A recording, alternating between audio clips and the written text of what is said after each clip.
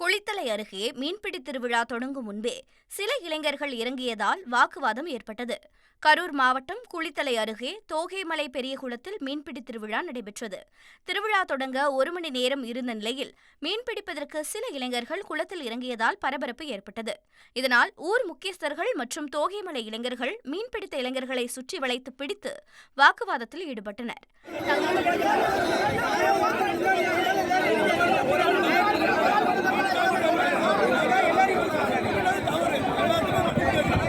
தகவலறிந்த தோகைமலை போலீசார் சம்பவ இடத்திற்கு சென்று பேச்சுவார்த்தை நடத்தியதைத் தொடர்ந்து ஊர் முக்கியஸ்தர்கள் வெள்ளை துண்டை விசிற அனைவரும் குளத்தில் இறங்கி மீன்பிடித்தனர்.